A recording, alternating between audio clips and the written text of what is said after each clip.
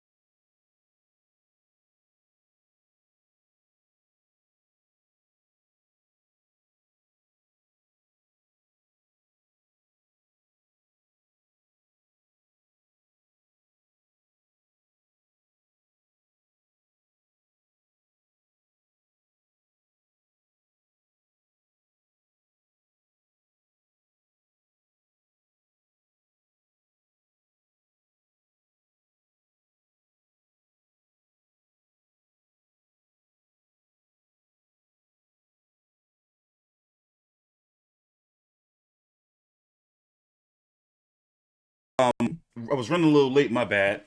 TstreeT Controversy with FightView360.com. I'm going to be covering 4 fights on this card that's going to be here in the States on the Zone at 2 p.m. Eastern. I'm going to be covering Bakole versus Sergey Kuzmin. I'm going to be covering Hughie Fury versus Mariusz Wach. And I'm also, who's going to Sky Sports now? Let's listen in.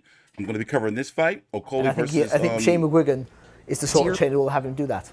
All right, let's hear what he's got to say. He's with Andy. So we're watching both streams. He's a great dude. It was a post-weigh-in Lawrence, so much has been made about you at the cruiserweight limit. We I'll know be that back. your Please future subscribe is at and like the heavyweight. video. You look great on the scales. Just how did you feel weighing in today? I feel good. I feel ready. Now there's no more games. It's smoke time. So I'm ready to go and do a job tomorrow.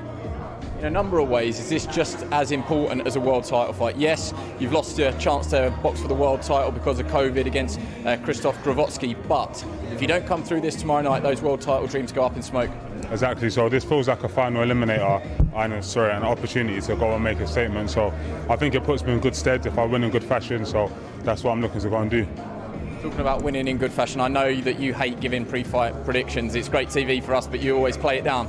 But there can be no mistaking. If you do what you've been doing with Shane McGuigan on the pads, which really looks explosive, do you believe if you land those shots that this fight will go early? Yeah, 100%. The moment I get the range and start landing, I'm going to win by knockout. It's just about how cleanly and cleverly I can get there, but I feel good. Certainly from the London fights, we know that you do bring a fan base. It's going to be slightly different over there. Only 1,000 fans, the majority probably there for AJ. I know you're the same management group, but what's it going to be like boxing in that atmosphere, do you think? Do you think it will affect you at all? No, I'm really focused on hurting him, so for me, none of that matters. I just want to get my hands on somebody. It's been a long, lots of punching, lots of vertical climbers, lots of hard work has gone into this camp, so it's an opportunity for me to like put my hard work in on someone, so I'm just ready to go. You come across as a very laid-back character, but tomorrow night, do you think there will be some frustration there because of the delays, because of the cancellations that you're going to want to get out your system? I don't know about frustration, but there'll be definitely urgency and sharpness, and there's stuff that I want to look back at this fight and say I've worked on X, Y, Z and be able to see that. So that's kind of what I'm focused on. The frustration, none of that stuff matters to me. All that matters is getting in, winning and winning nicely. We wish you all the best. I just love how laid back he is. Oh, He's they're in the almost studio, horizontal, isn't he? He's so chilled. Let's hope not. Yes, exactly. Right, that is the undercard weigh-in done. It is all eyes. All right, so let's talk.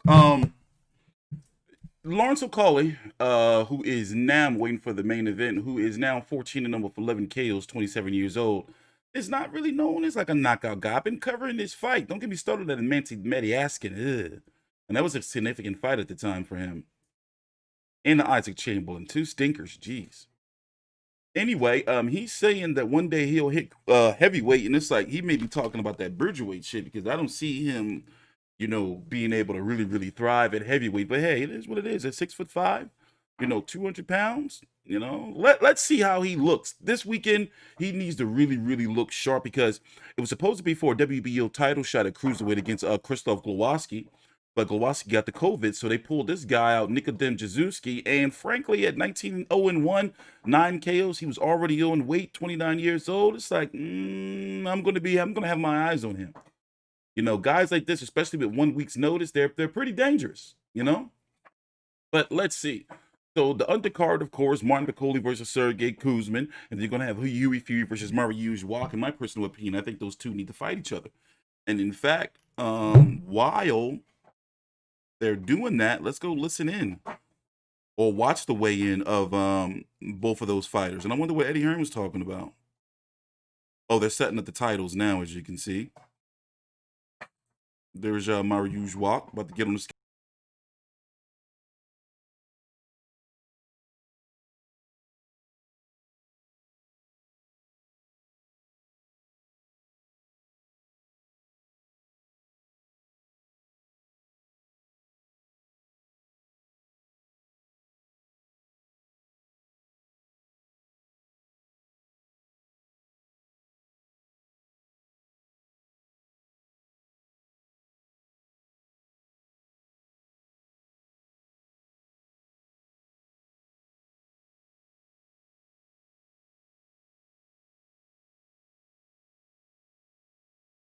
Making his way to the stage, his professional record, 24 victories, 3 defeats, 14 wins coming by way of knockout. He's the former British and WBO Intercontinental Heavyweight Champion, fighting out of Manchester, England, Hughie Fury.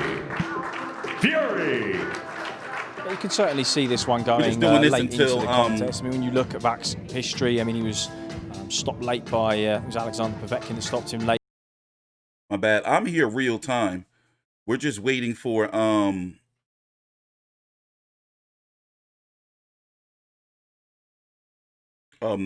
main event to weigh in. See, but when he so has this is the been biggest he's ever weighed in. He looks mainly good. By the top guys after Spilker on a split decision. Of course, Bakole did take him out in the 8th round, but these are guys that are heavy, thick set guys that can really whack, and that hasn't been a hallmark of Hughie's career so far. 247.3 pounds for Hughie Fury, 247.3. All that acne shit had cleared up. Yeah, he's very smart, isn't he, Hughie? He knows how to box really well.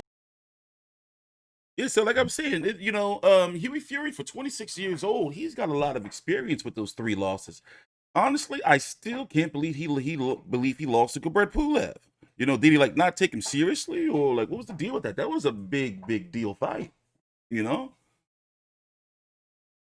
24-3 with 14 KOs, listed at 6'6", weighed in at 247 pounds and a quarter. Was formerly training with Tyson Fury for years with his father, Peter Fury, meeting Hughie's father. And then they just split up and they don't even acknowledge each other or anything. You know, but when I've been doing like some digging, like the family's still cool from my understanding, but it's like they really like not acknowledging each other. So yeah, we're waiting for they're doing the promos for the main event weigh-in. You know, a lot of people may be giving Pulev a chance. Also, let me go ahead and say this. What Anthony Joshua did at the media workout by just walking out, it was weird. Because it's like, yo, you knew it's fight week. You know it's going to be open workout. Like, it's fight week. And then for him to do that shit, come on, you can't say it's weird. And I'm not weird. I'm not going with the conspiracy theories and all that shit. But it was a little weird. And then, you know, doing the post final press conference weigh-in interview yesterday, he was acting a little weird. Now, I'm not saying he's going to lose to Brett Pulev, you know, or anything like that. Lord knows. But it's just like, you know, like, bro, you know, like he just be on some shits. I mean, you can't please everybody. I'm just saying, and I know he has hardcore fans gonna be like, oh, mate, you just looking at mate. But yo, in the boxing world, like that shit was a little weird. I'm sorry. So yeah, I'm about to get to the weigh-in now. Look at all that gold. Good for them giving the IBO their own podium. Good for them. My bad. Wrong scene. Good for them. Right? Okay, so Diamante about to come up. Oh, wait. First, the challenger. He stands 6'4.5" tall. His professional record, 28 victories against 1 defeat. He has 14 wins coming by way of knockout. Fighting out of Sofia, Bulgaria, he's the former European, IBF International, and WBA Intercontinental Heavyweight Champion, Kubrat, the Cobra Pulev.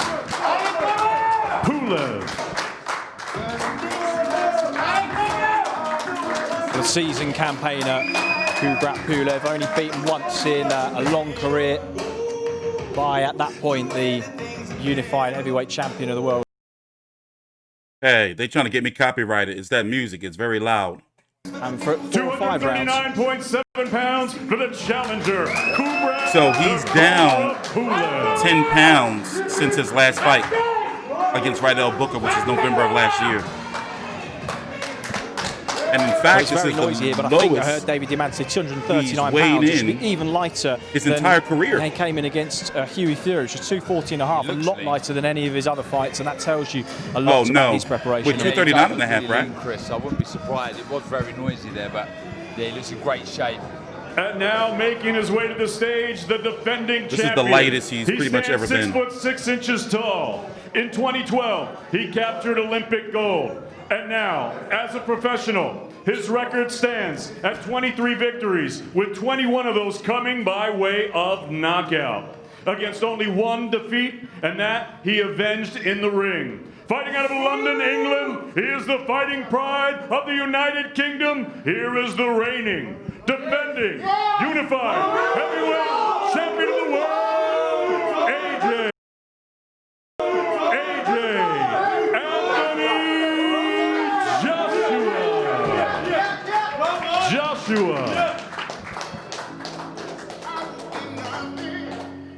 Well, made some real changes physically. I think he's lighter, or he's going to maintain that same weight. He went up to 254 pounds against Carlos Takam, around the same against Vladimir Klitschko as well, but he came in for the Ruiz rematch. 237 pounds, the lightest since he fought Denis Baktov as a novice pro in his first year in heavyweight boxing.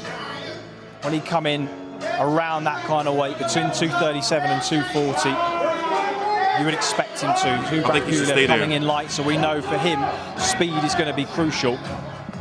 And he certainly will probably feel his best chance in this fight is in the first 4 or 5 rounds, and you would expect at his age that when you start to creep after the midpoint, things could get difficult for him, as he did with Alexander Povetkin.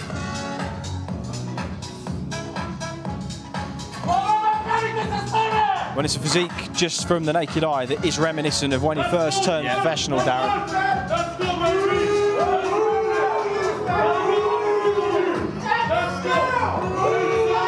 Come on, bro, with the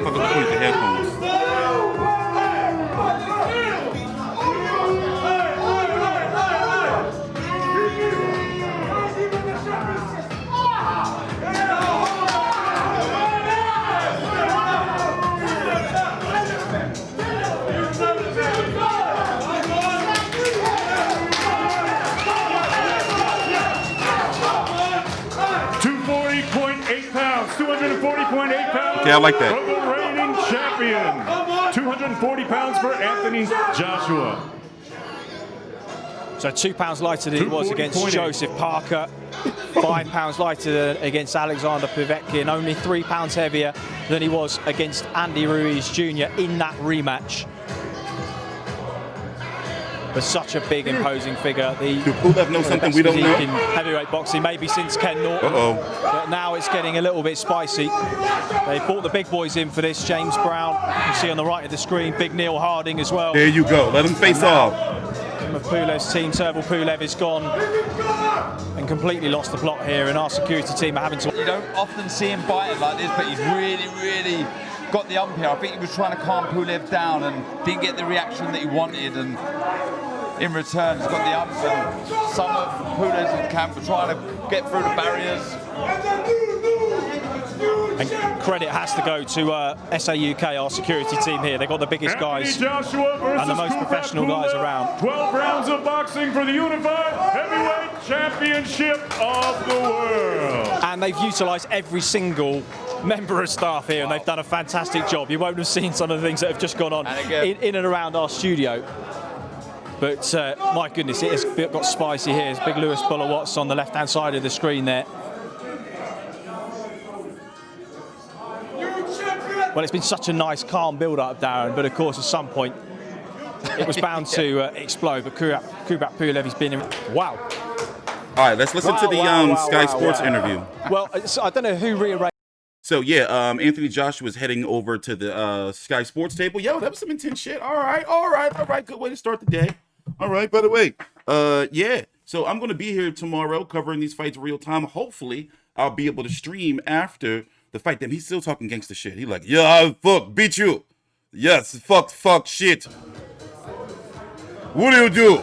What do you do? You do not battle Big Ginny Sushi.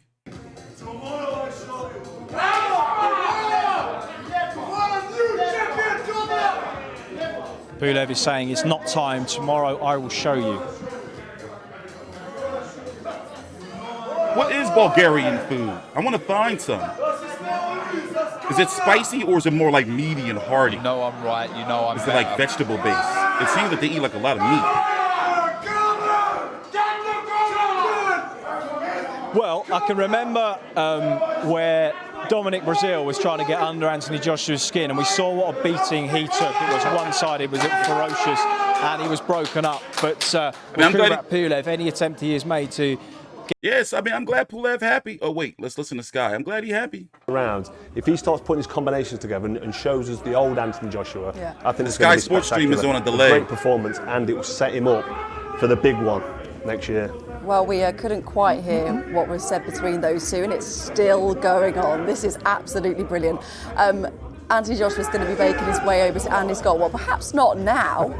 It's spilling over. I mean, you can't believe these two have actually been in the same hotel. It's crazy. You'd think they would have been kept separately looking at this. I sort of disagree with Kat. I think it's important for Joshua to start early. And because Pulev likes to fight, likes to dictate the pace, he slows you down. You know, some jackass came on the channel the other day and posted some bullshit like, oh, you're only saying that Pulev is bad because he's Bulgarian. I'm like, bro, motherfucker. Oh wait, they're doing the Sky Sports interview. Damn, they're doing Eddie Hearn too. Fight, the rematch fight against Ruiz wouldn't have filled him. We got to listen to AJ though. He's priority. He boxed and moved the box to a game plan. But I need to see him just take his time early on and then get to work. He's priority. When Pulev starts to fade. Well, let's see if we can find out what was said between the two of them. As you can see, Anthony Joshua is standing ready and waiting. Let's get back to Andy Scott.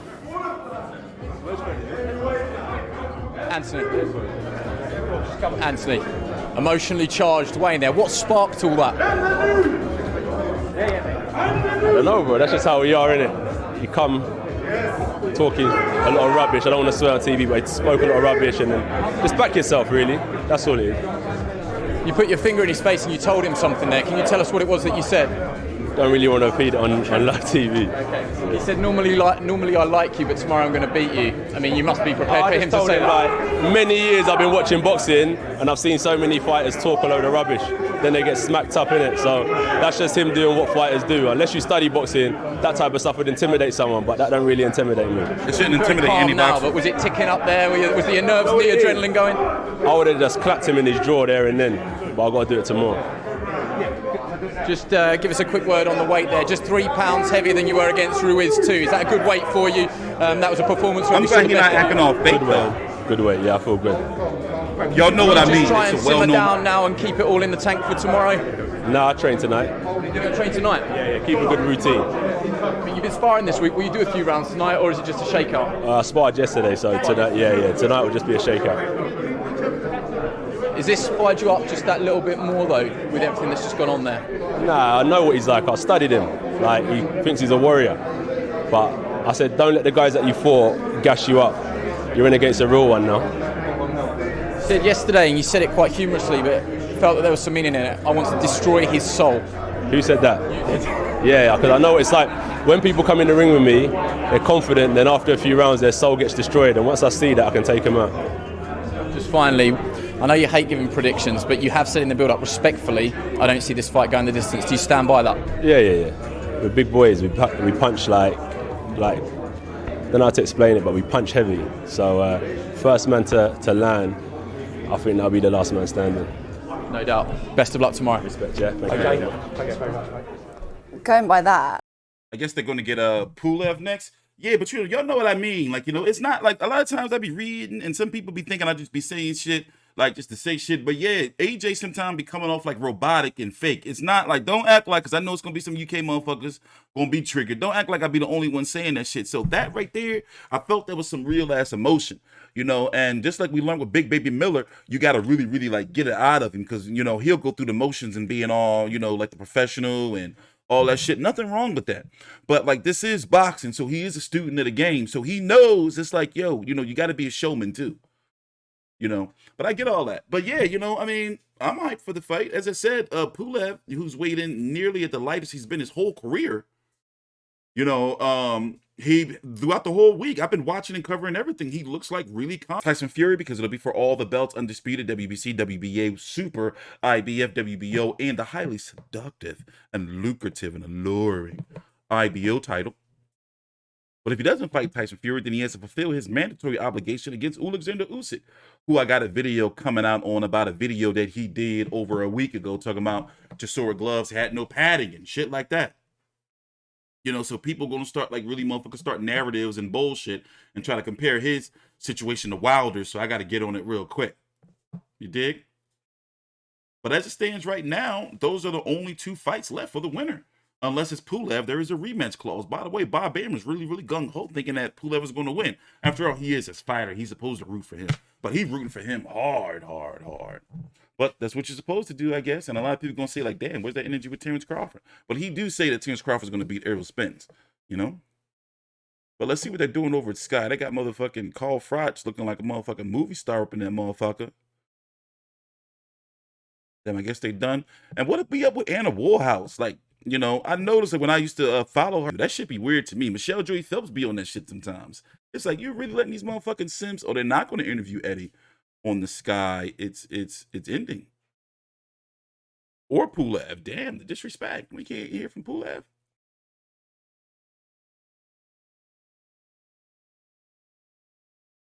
Well, let's see if we can hear from Eddie before the weigh-in. Did he do something with Sky? But yeah, man, like, I be feeding my trolls. Like, they troll me, I just troll them motherfuckers back. I just think that shit is, like, really, really soft, especially when you're, like, a public figure. You fucking, like, over trolls. Like, what the fuck? But people be like that, People can't handle, like that shit.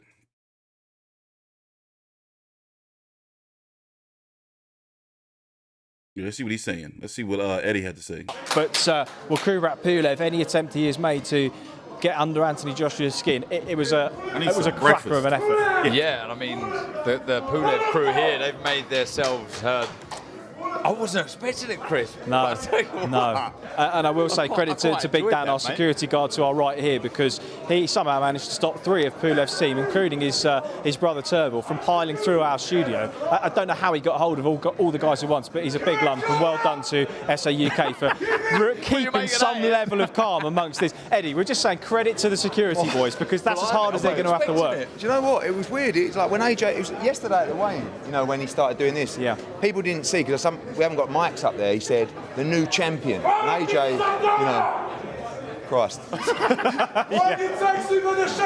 Champion Pulev! Christ. That's their boys, obviously. I mean, I'm not going to tell them to stop, but Big Dan's there for us. Hold me back, Dan. you baby, watch it. Just wow. Oh, wow. Wasn't expecting that, mate. I've never seen it. It was brilliant. And you know what? Actually, to be fair, in the end, like a lot was said up there. What could you hear? I could hear everything. I mean, it was like you disrespect, you know. He kept saying, "I beat you tomorrow." He said, "You're nothing." Pulev said, "You're nothing. I'm better than you." Yeah. And AJ bit. He said, "You." He said, "You. Who have you beaten tomorrow?" Oh, he said, and Pulev said, "I will end you tomorrow. I will end you." And then it was just. That was a little bit worrying when they were whacking each other's fists. But in the end, it was like, because Pulev said, "You know what? I respect you." So this was like, it calmed it down. He went, "But I will beat you, and I'm better than you, and tomorrow I will end you." And that was when they were doing that. They'd done it once, and then they'd done it about 8 times, just nailing each other's hands. I was like, wow. Deep breath, deep breath. Well, by the way, anyone that thinks that was staged, trust me, I've got the skid marks to prove it. That was definitely not staged. Yeah, we've got a damaged studio light to prove it, and plenty there. Ed, thanks very much. All right, cheers, It was a great day. So we will be back with